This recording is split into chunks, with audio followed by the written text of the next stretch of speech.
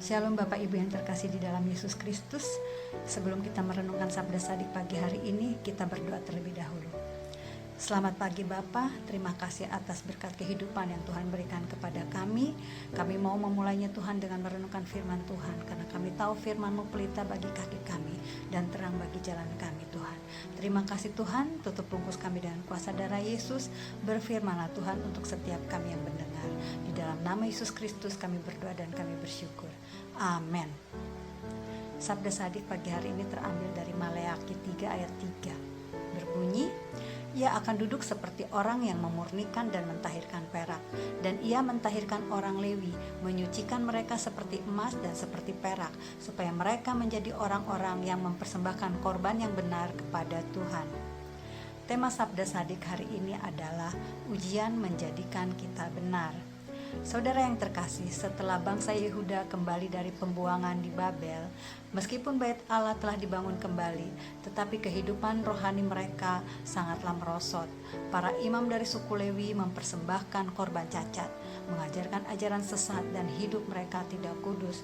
Kemudian Tuhan melalui Nabi Maleakhi menegur mereka dengan keras, namun dengan penuh kasih.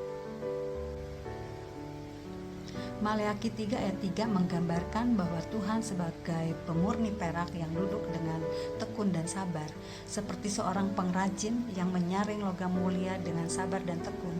Tuhan tidak tergesa-gesa, melainkan dengan penuh kesabaran dalam menyucikan dan memulihkan umatnya.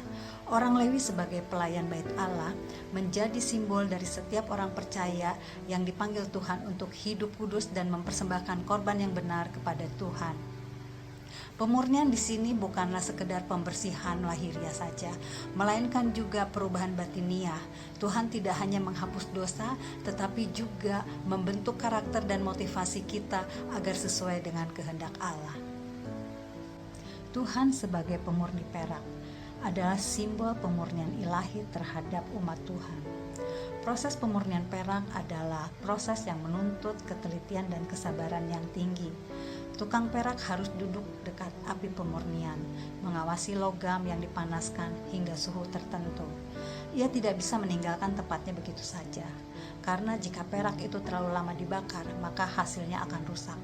Tetapi kalau perak itu diangkat terlalu cepat juga, hasilnya tidak akan murni.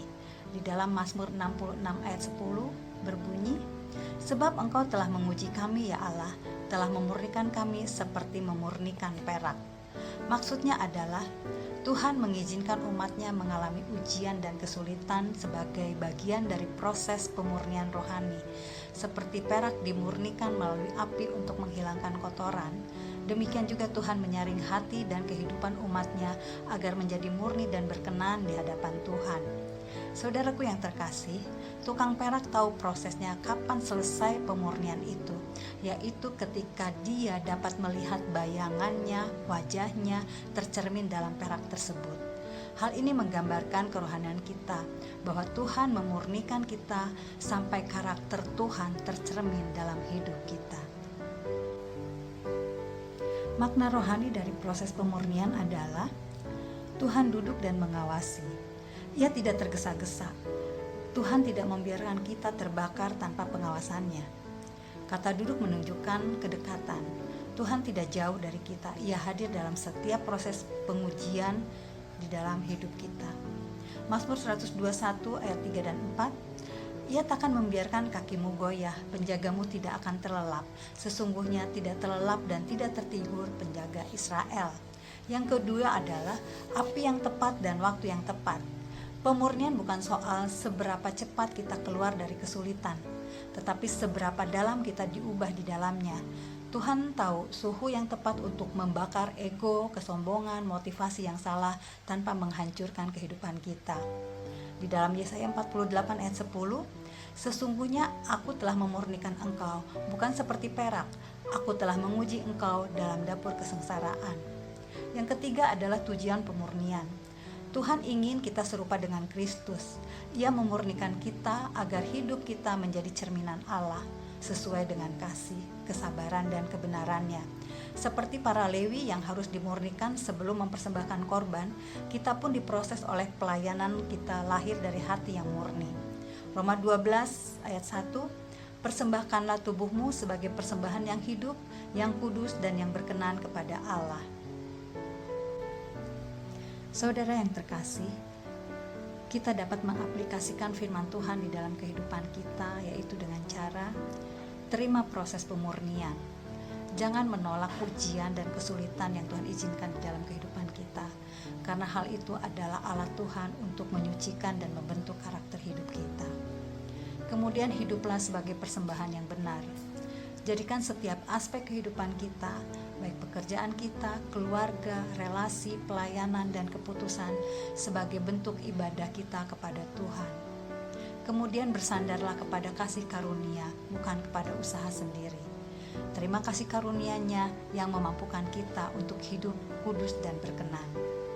Bapak Ibu yang terkasih, Maleakhi 3 ayat 3, situasi di mana umat Tuhan telah kehilangan kehidupan rohani. Tuhan tidak membiarkan kita terus dalam kemerosotan rohani, tetapi menawarkan pemurnian sebagai jalan pemulihan.